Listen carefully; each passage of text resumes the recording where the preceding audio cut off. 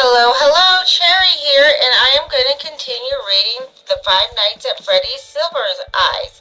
So let's continue where we left off. We're sorry, Lamar said quickly. We'll go. We don't have any drugs. Says who? Says you? The guard wore an odd expression, and his words were harsh and fast. He seemed not to be responding to what they were saying. He looked angry, but his mouth kept quirking up at the corners, like he was trying not to smile. What do we do? Jessica whispered. Probably the most action he ever had out here, Carlton said with a hint of distant, and Charlie remained soundly that Carlton's father was a cop. She remembered him in his uniform, tilting down his dark sunglasses at them with a mock glare, then smiling, revealing the joke. The guard, however, looked like he meant it. We'll go, Lamar said again. Sorry. Charlie looked at the man, considering him. The ill-fitting uniform, his peaked, almost exhausted-looking features. He really could kick them off the property, or even have them arrested for trespassing, but still, she could not really fear him. His inconsistency shone through him like a kind of negative charisma.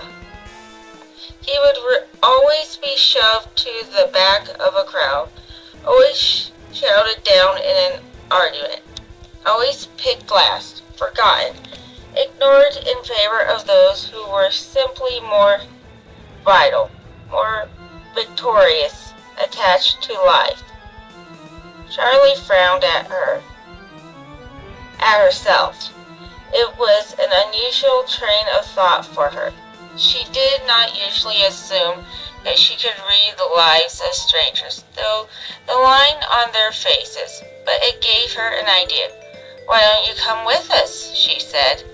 We just want to explore a little bit more.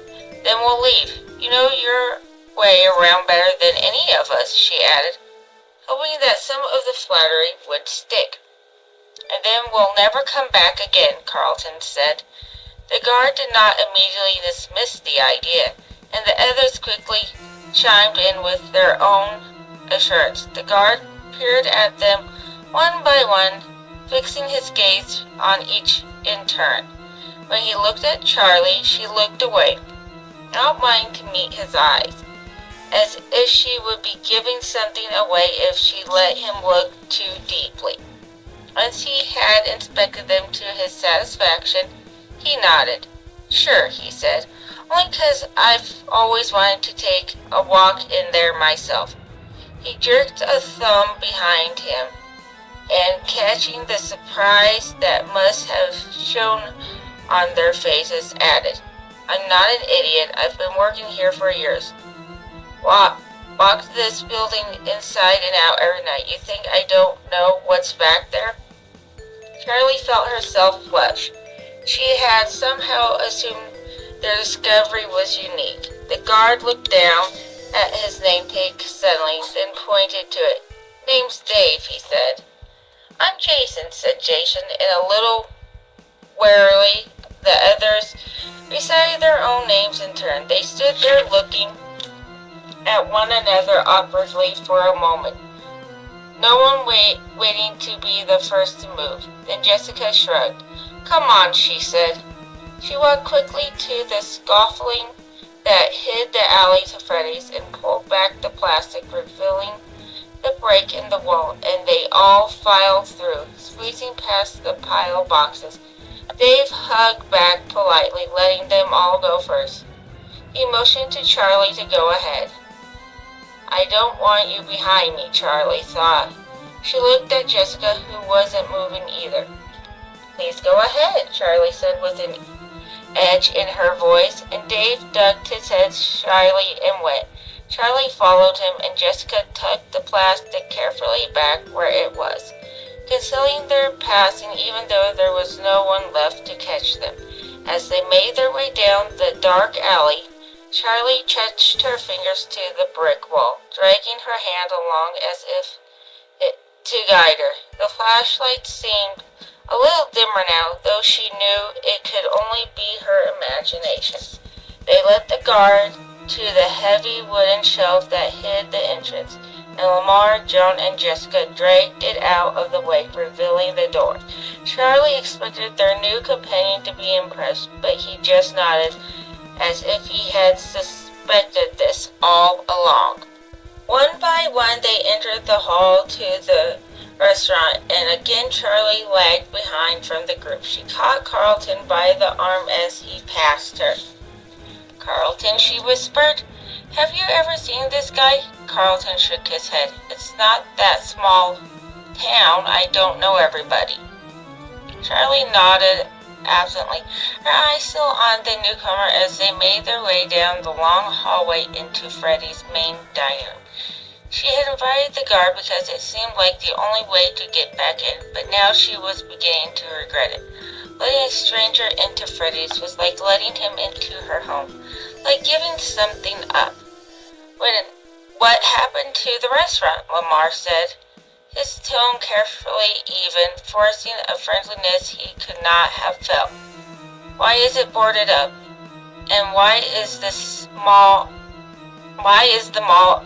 abandoned anyway?" His voice sounded thin in the narrow hallway, a little mute. "You don't know," Dave said. "This town needs money, jobs, revenue, things like that. And one thing we've got a lot of is space. They decided to build a big mall, try and attract business, maybe even tourists. They built up around where Freddy Fazbear was. But when it came to it, no one would lease the restaurant, because of what happened.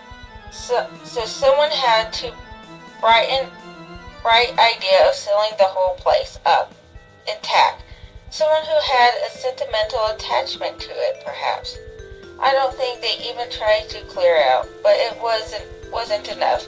Something about this place spilled over into the rest of the building, maybe right down into the soil. No one wanted to bring their business here. Sometimes, business owners, franchises from outside the town would come and look at the place, but they never signed the papers. They just didn't feel right. I think it's got an aura, a mystical energy maybe, if you believe in that sort of thing. Dave wiggled his fingers in the air as though casting a spell. "I don't believe in that sort of thing," Lamar said shortly, but the guard did not seem to notice his tone. "To each his own," he said.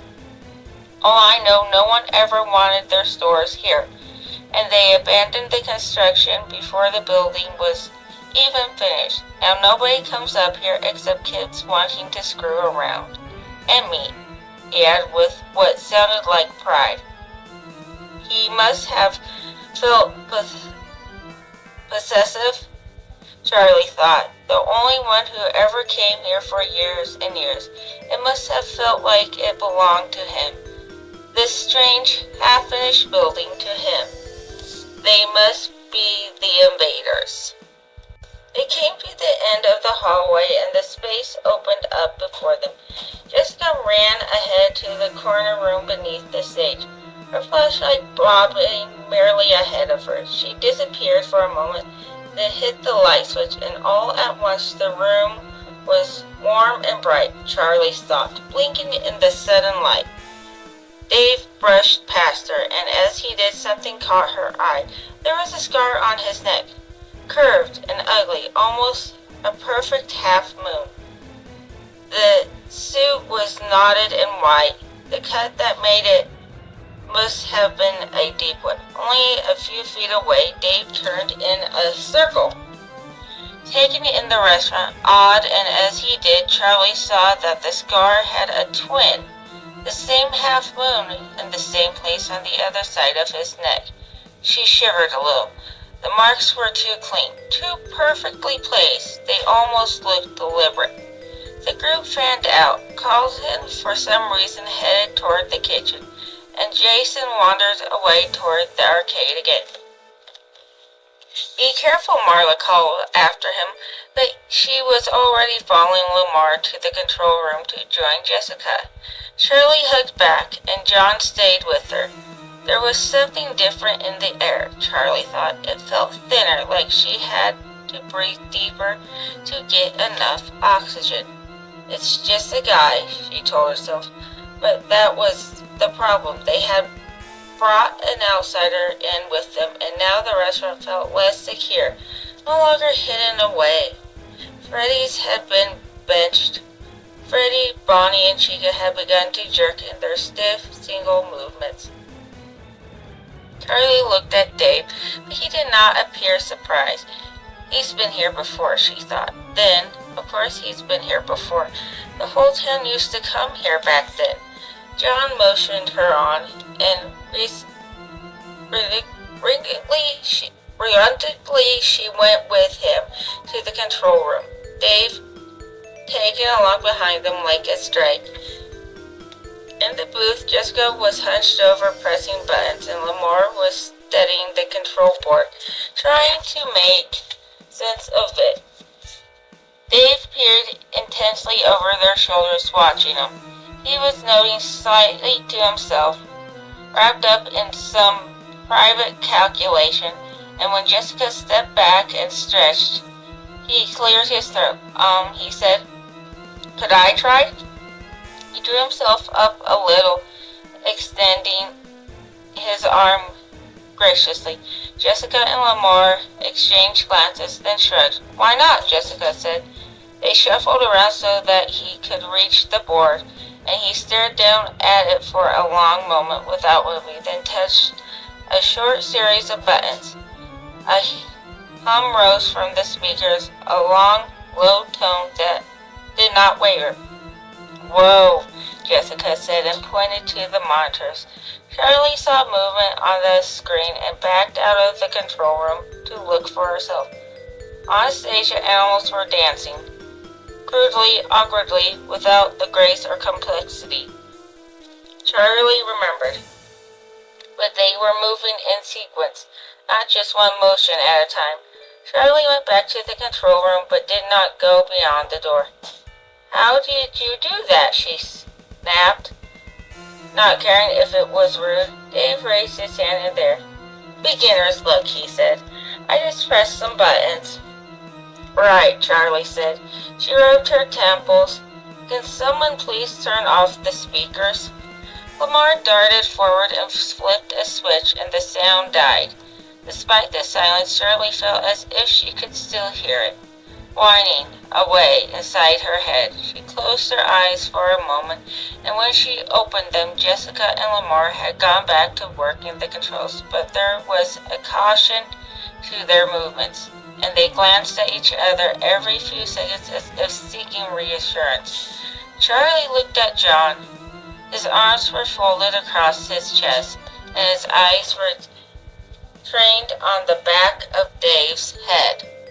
In the arcade, Carlton pressed some random buttons on a game console, knowing nothing would happen, then turned around, finding himself the subject of an 11-year-old's resilient stare. "What?" he said. "I'm not a baby," Jason said. "You don't have to watch me." "What, Jason? I'm not watching you. I'm just hanging out with you. I'm not Marla. Go stick around. Go stick your tongue in the electric socket for all I care." He waggled his eyebrows comically, and Jason laughed. "Okay, then maybe I will," he said. He scanned the baseboards for a socket, briefly considering calling Carlton's bluff. But when he glanced back, Carlton had already wandered off. Jason bit his lip and a rock on his heels. Feeling foolish, after a moment, he went back to the drawing on the wall. There was too many drawings to pursue each one in turn. But Jason suspected he would not need to, as they had the night before. Drawings would come to him. They wanted to be found. All Jason had to do was look. The drawings in the arcade gave up nothing. They were just children's grubby art. faded with age. He went back into the dining room, still hugging the walls and scanning them, hunting for something that was more than crayon. "What are you up to, Jason?" Lamar was suddenly behind him. Jason turned around and studied him for a moment, considering. He liked Lamar, even if his friendliness could be traced easily to his interest in Marla. Lamar had bent down so his head was almost level with Jason's, and Jason leaned toward him and whispered, "The drawings are moving?" Lamar drew back, and for a moment a look of real alarm crossed his face, but it was fleeting. Jason bit his lip, waiting, and Lamar grinning at him. Then reached out to pat him on the head. "Okay, Jason, we'll get you the help you need," he said heartily, and Jason laughed and slapped Lamar's hand away. "Shut up, seriously," Jason said with a hint of sheepiness, and Lamar patted his head again and headed off.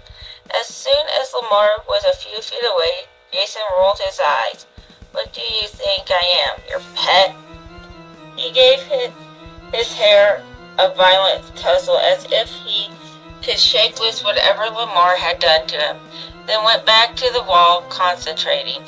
He had made his way all along one wall and was turning the corner when it happened. A flicker, just out of the corner of his eye. Almost the shivering, he stopped. Which one was it? He scanned the drawings again, going up and down, then the wall carefully. Around the place he thought he had seen movement, but there was nothing. He started over, stopping to look at each crayon scribble, and then it happened again. He seized on it this time, his eyes finding the drawing just as the shimmer of movement stopped.